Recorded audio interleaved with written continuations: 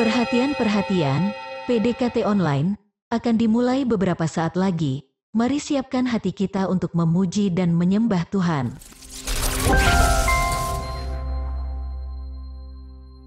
Shalom Sobat DC Ministry, gimana kabar hatimu hari ini? Masih kuat? Masih semangat? Atau justru lagi butuh pegangan? Karena jujur aja di tengah dunia yang makin nggak pasti, bencana di mana-mana, tekanan hidup yang makin berat, berita yang tidak ada habisnya, kita semua butuh satu sandaran yang teguh. Penjaga yang tidak pernah lengah, yang bisa diandalkan di dalam segala musim. Dan hari ini saya mau mengajak kita merenungkan satu kebenaran luar biasa dari Mazmur 121, bahwa Allah yang menjaga kita adalah Allah penjaga Israel.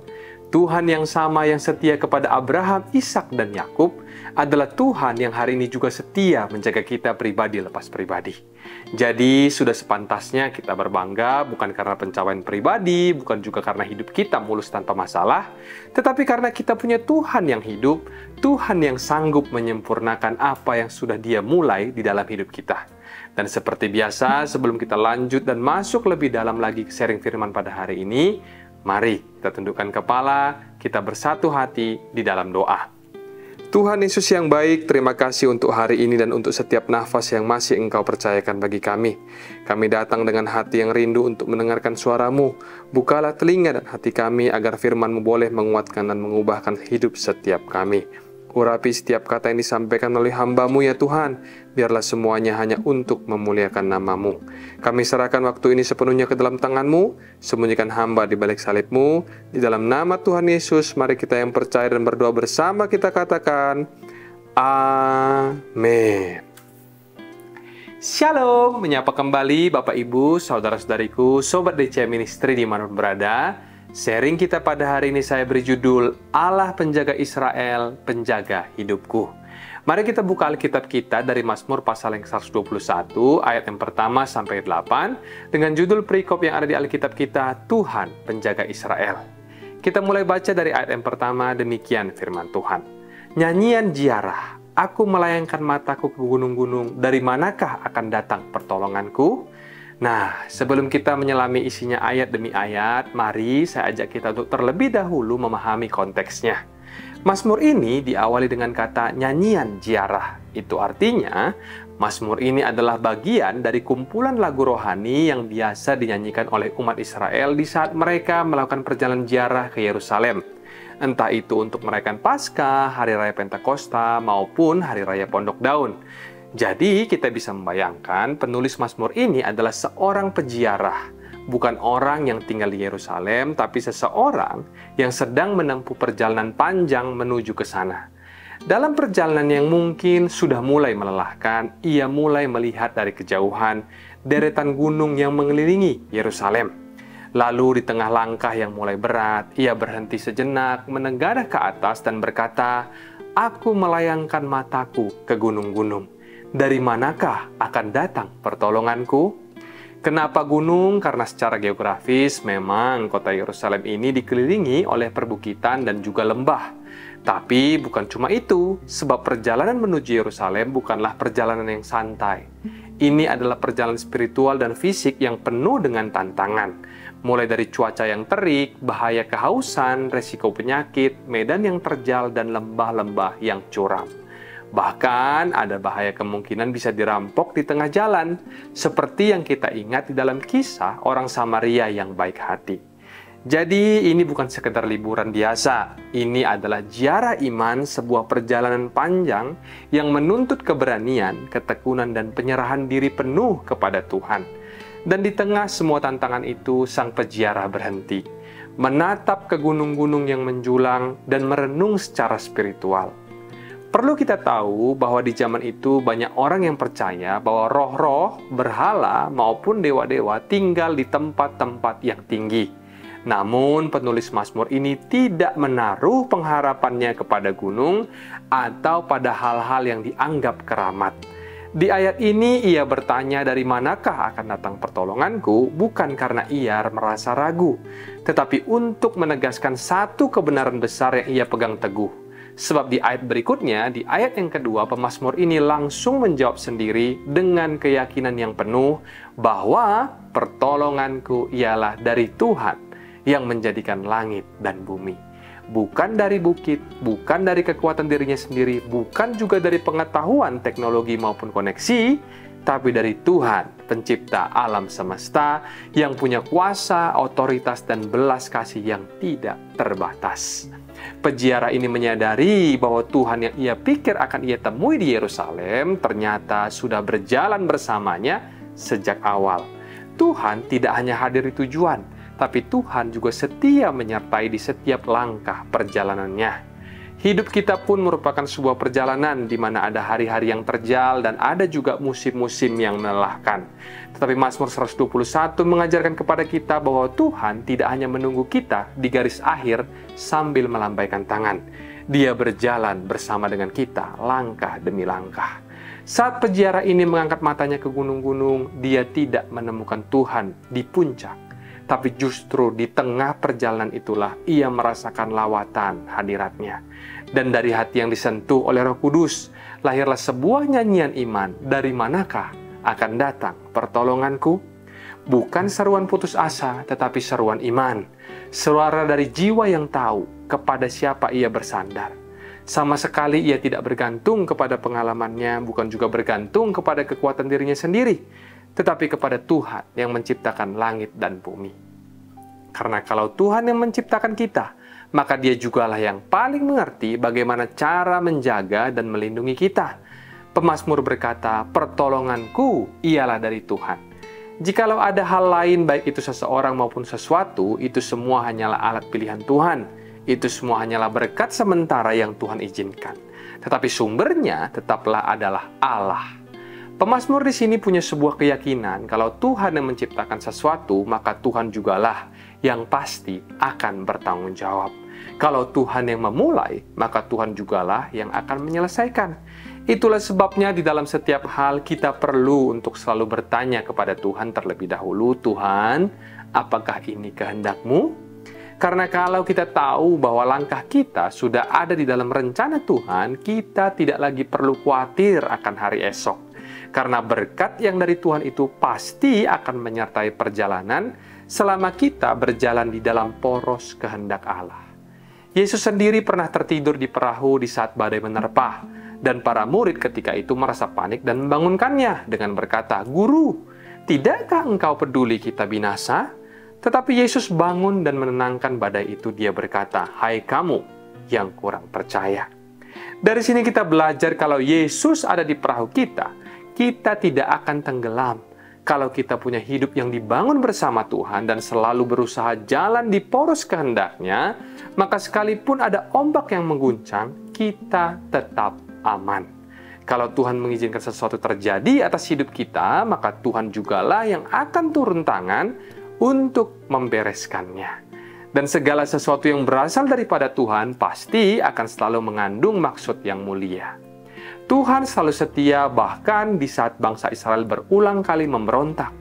Tuhan tetap setia. Tuhan bisa saja memusnahkan mereka, tapi Dia tidak melakukan itu. Kenapa? Karena mereka, bangsa Israel adalah karya tangannya Tuhan. Dan Tuhan tidak mungkin memusnahkan karyanya sendiri.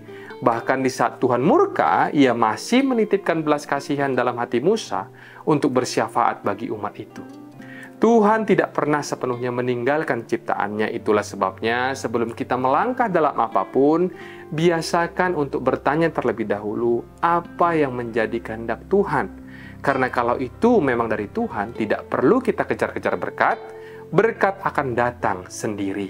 Dan ketika proses hidup terasa berat, kita bisa berkata dengan tenang, pertolonganku ialah daripada Tuhan. Pekerjaan kita hari ini, pelayanan kita hari ini, ataupun keluarga kita hari ini, semuanya itu ada karena Tuhan. Bukan karena kita hebat, tetapi karena anugerah Tuhan. Jadi di saat kita lelah, kecewa, janganlah terburu-buru menyalahkan Tuhan. Kalau Tuhan yang mempercayakan sesuatu, tentu Dia juga yang akan menolong. Tuhan tidak pernah gagal. Dalam segala hal, katakanlah dalam doa, supaya bukan kehendakku yang jadi, tetapi kehendak-Mu lah yang terjadi. Katakan amin. Sekarang kita lanjut ke ayat berikutnya. Di ayat yang ketiga dari Mazmur 121 dikatakan, Ia takkan membiarkan kakimu goyah, penjagamu tidak akan terlelap. Ayat ini terdengar seperti janji lembut dan penuh kasih dari seorang bapa kepada anaknya. Ia tidak akan membiarkan kakimu goyah, yang artinya Tuhan itu peduli dengan di mana posisi dan bagaimana kita berdiri. Ia yang menjaga agar langkah kita tidak tergelincir. Ia menopang supaya kita tetap kuat berdiri, bukan dengan kekuatan kita, tetapi karena kasih karunia-Nya.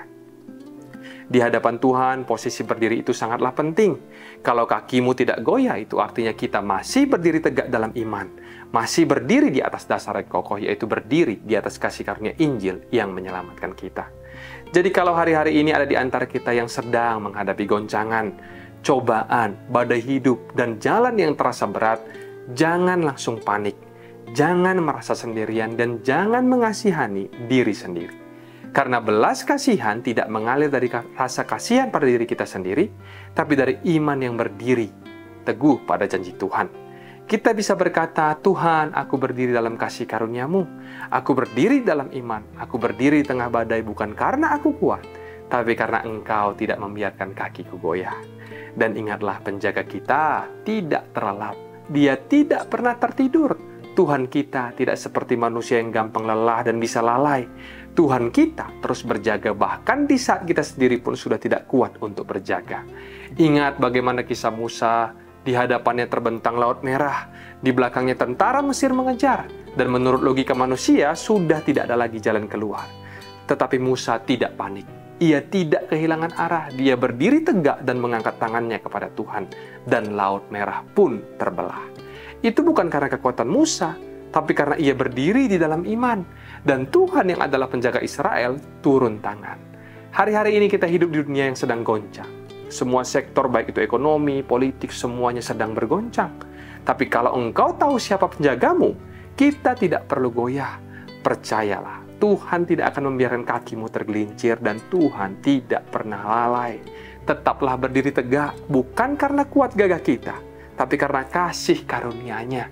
Dan pakailah imanmu bukan untuk mengeluh, tapi untuk mengklaim janjinya. Lanjut ke ayat 4, sesungguhnya tidak terlelap dan tidak tertidur penjaga Israel.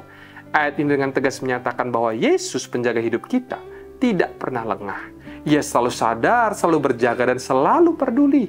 Yang ilahi itu tidak pernah mengantuk. Ia tidak pernah kelah maupun kehilangan fokus. Bahkan setelah Yesus bangkit dari kematian, dia tidak pernah lagi tertidur. Kehidupannya yang ilahi terus aktif untuk menopang, menjaga, dan menyertai hidup kita, bahkan ketika kita tidak melihat atau menyadarinya. Jadi kalau hari ini kamu sedang dalam masalah, tapi tubuhmu perlu istirahat, tenanglah saudaraku, tidurlah dengan nyenyak, karena Tuhan kita tetap terjaga. Mazmur 127 berkata, Ia memberkatinya, Ia memberikannya kepada yang dicintainya waktu tidur. Itu artinya Tuhan tetap bekerja bahkan di saat kita sedang terlelap. Jadi percuma kita begadang sampai tengah malam kalau hati kita ini penuh dengan kekhawatiran. Lebih baik belajar untuk percaya karena Tuhan yang ilahi itu tidak pernah mengantuk. Dan menariknya di dalam ayat ini Tuhan menyebut dirinya sebagai penjaga Israel. Kalau kita sejenak merenungkan sejarah perjalanan Israel, kita bisa melihat bukti nyata bahwa Tuhan kita itu benar-benar setia pada janjinya. Sebagai bangsa, sebenarnya bangsa Israel dengan mudah bisa musnah. Selain secara geografi negaranya kecil, penduduknya juga tidak banyak, dan dari zaman dahulu sampai sekarang tidak sedikit pula bangsa-bangsa yang anti dengan umat Israel. Tetapi bisa kita melihat pada kenyataannya sampai dengan hari ini mereka tetap bertahan. Kenapa? Karena penjaganya adalah Tuhan. Dan kalau Tuhan bisa menjaga satu bangsa selama ribuan tahun lamanya, masakan Dia tidak mampu untuk menjaga hidup kita? Masakan Dia tidak mampu menjaga keluarga kita, menjaga masa depan kita? Inilah penghiburan besar bagi kita sebagai orang percaya. Tuhan yang sama yang menjaga Abraham, Ishak, Yakub, dan Daud adalah Tuhan yang sama yang sedang bekerja di dalam hidup kita hari-hari ini. Dan meskipun hari ini isu politik bisa membelokkan pandangan orang, kita tidak sedang membicarakan soal politik ataupun ras, kita sedang membicarakan karakter Tuhan yang setia kepada janjinya. Apapun keadaannya, Tuhan tetap setia, bahkan ketika bangsa Israel tidak setia. Kalau kita baca di kitab Bilangan, kita akan melihat pemberontakan bangsa Israel itu tidak ada habis-habisnya. Tapi Tuhan tetap pelihara mereka. Kenapa? Karena Tuhan tidak pernah melupakan janjinya. Bahkan setelah Abraham, Ishak, Yakub, dan Daud sudah tiada, janji Tuhan tetap berlaku. Tahun 1948 negara Israel berdiri kembali persis seperti yang dinubuatkan. Dan itu jadi bukti sejarah bahwa Tuhan tidak lupa. Kalau Dia bisa menjaga umatnya selama ribuan tahun, Dia juga pasti bisa sanggup menjaga Anda dan keluarga Anda pada hari ini. Kalau penjaga Israel itu penjaga hidupmu, tidak ada alasan lagi untuk kita hidup di dalam ketakutan. Serahkanlah khawatirmu kepada Tuhan, serahkanlah masa depanmu. Tuhan yang sama yang menjaga Israel masih bekerja sampai hari ini. Dia tidak akan tertidur. Ayat 5 berkata, Tuhanlah penjagamu, Tuhanlah naunganmu di sebelah tangan kananmu. Matahari tidak akan menyakiti engkau pada waktu siang, ayat 6, ataupun bulan pada waktu malam. Di ayat 5 dan 6 tadi dikatakan, Tuhanlah naunganmu. Ketika Tuhan disebut sebagai naungan, itu berarti perlindungan yang nyata. Sehingga pencobaanmu yang luar biasa tidak lagi terasa luar biasa. Kata naungan di sini menggambarkan bayangan yang melindungi kita. Kayak misalnya ketika kita sedang ada di bawah terik matahari dan tiba-tiba ada pohon rindang atau payung besar yang menaungi. Rasanya tentu akan berbeda ya kan? Panasnya masih ada tetapi tidak menghancurkan. Tantangannya tetap nyata tetapi akan terasa jauh lebih ringan. Begitulah di saat kita berjalan dalam naungan Tuhan. Pencobaan yang seharusnya terasa luar biasa jadi tidak melampaui kekuatan kita. Karena ada naungannya di sebelah tangan kananmu. Naungan Tuhan itu ibaratkan seperti kaca film yang dipasang di mobil. Sinar dari luar tetap masuk tetapi panasnya tidak membakar. Bayangannya melindungi kita. Apa yang seharusnya menghancurkan kita bisa berubah menjadi berkat. Apa yang membuat orang lain tumbang justru akan membentuknya menjadi kuat. Kenapa bisa demikian? Karena Tuhanlah naungan kita di sebelah kanan kita. Dan bukan hanya itu saja, sebab di ayat yang ke-6 juga dibicarakan tentang soal Tuhan akan melindungi kita dari matahari di siang hari dan bulan di malam hari. Ini bukan hanya soal waktu, tapi juga bicara tentang jenis musuh yang kita hadapi. Musuh di siang hari adalah musuh yang jelas terlihat, seperti tekanan hidup, konflik, pekerjaan, komentar pedas, ataupun fitnah yang datang secara terang-terangan. Sedangkan musuh di malam hari itu adalah musuh yang seringkali tidak terlihat, seperti kekhawatiran di dalam hati, luka batin yang tersembunyi, rasa takut, serangan rohani, dan bahkan kuasa kegelapan yang bekerja diam-diam ketika kita tidak sadar. Dan saudara tahu nggak, kalau hari ini kita bisa tetap tenang, tetap berdiri, itu semua karena Tuhan sedang berjaga-jaga keras melindungi kita dari sesuatu yang bahkan kita tidak sadari. Dia menjaga kita bukan cuma dari luar, tapi juga dari dalam. Kadang dia bahkan menjaga kita dari diri kita sendiri, dari sifat buruk kita, dari keputusan gabah kita, maupun dari ego kita sendiri. Tuhan menjaga kita secara total dari depan, belakang, atas, bawah, siang dan malam, sadar maupun tidak sadar, terlihat maupun tersembunyi. Dan itulah artinya Tuhanlah naunganmu, Tuhanlah penjagamu. Kalau Tuhan yang menjaga, kita bisa tidur dengan nyenyak, bisa melangkah juga dengan tenang. Bukan karena hidup tanpa tantangan, tapi karena ada naungan kasih-Nya yang terus menyertai setiap langkah kita. Dan sekarang kita sampai di bagian penutup di Mazmur 121 di ayat ke-7 dan 8 yang berkata, Tuhan akan menjaga engkau terhadap segala kecelakaan. Ia akan menjaga nyawamu. Tuhan akan menjaga keluar masukmu dari sekarang sampai selama-lamanya. Yang artinya, segala aktivitasmu, setiap musim hidupmu, setiap babak perjalananmu, ada Tuhan yang ikut campur dan berjaga di dalamnya. Tuhan tidak hanya menjaga kita sesekali. Penjagaannya bukan musiman, bukan hanya saat kita rajin berdoa atau saat kita sedang kuat. Tuhan menjaga kita setiap waktu dari sekarang sampai selama-lamanya. Tuhan yang sama saat fajar menyingsing adalah Tuhan yang sama saat malam menutup hari. Tuhan yang sama di awal hidupmu dan tetap Tuhan yang setia sampai di garis akhir. Penjagaan Tuhan tidak pernah terputus. Dia tidak seperti manusia yang mulai semangat tapi kehilangan komitmen di tengah jalan. Kalau Tuhan yang sudah memulai sesuatu di dalam hidup kita, Dia akan menyertainya sampai tuntas. Itulah sebabnya orang percaya tidak boleh hidup dalam kekhawatiran yang berlebihan akan hari esok. Bukan karena kita tahu dengan pasti apa yang akan terjadi, tetapi karena kita tahu siapa yang memegang hari esok kita.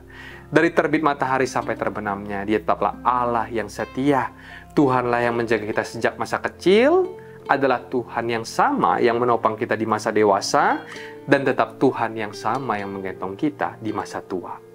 Kalau Tuhan sudah begitu setia sejak awal, lalu kenapa kita masih ragu bahwa Dia akan setia sampai akhir?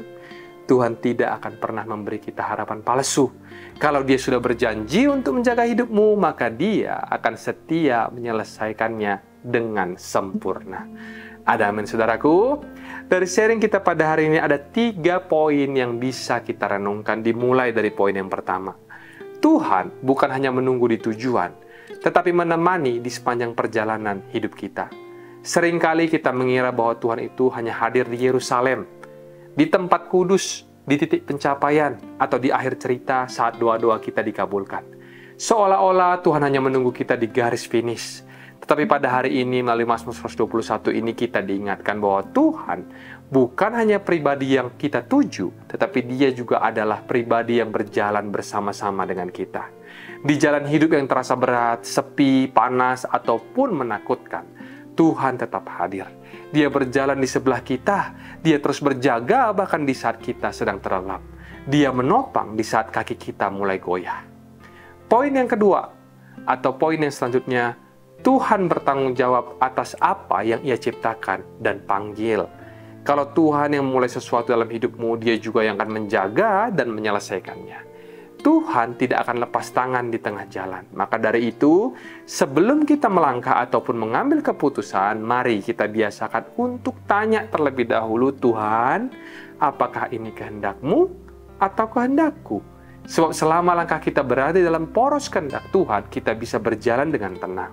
Tuhan tidak mencari kesempurnaan dari kita, tapi yang pertama Dia cari adalah hati yang berserah dan berkata, Tuhan, aku percaya. Engkau yang memulai, Engkau juga yang akan menyertai setiap langkah demi langkahku. Poin yang terakhir atau poin yang ketiga, penjagaan Tuhan itu 24/7, konsisten dari awal hingga akhir.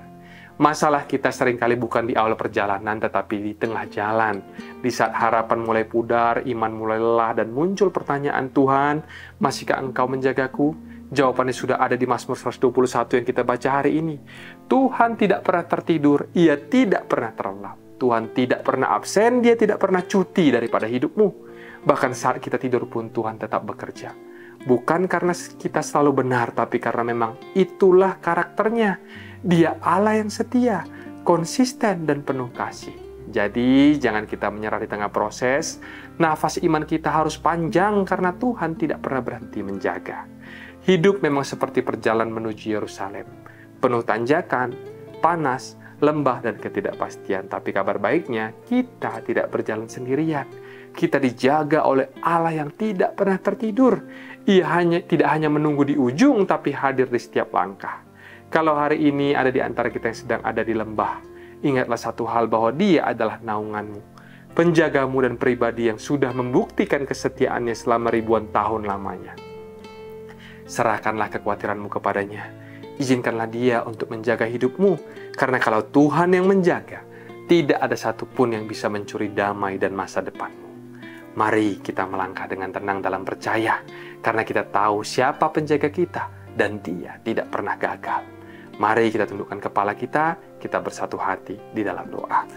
Tuhan Yesus yang baik, sungguh kami beruntung punya Allah seperti Engkau.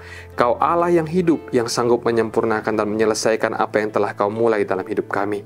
Terima kasih buat firman-Mu pada hari ini.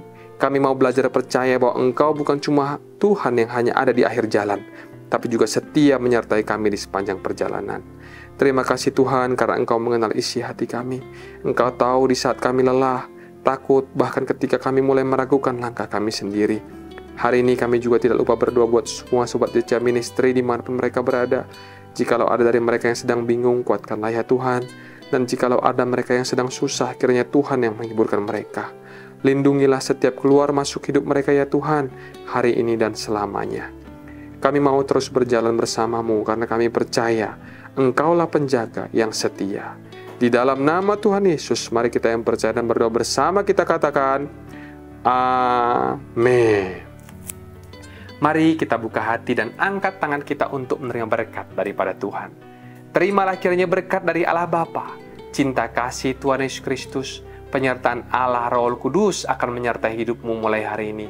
Bahkan sampai kali yang kedua, Tuhan Yesus datang menjemput kita. Namamu tercatat di dalam kitab kehidupan. Dalam nama Tuhan Yesus yang percaya dan berkati, katakan bersama, amin, amin, amin. Tuhan Yesus memberkati, shalom dan sampai jumpa.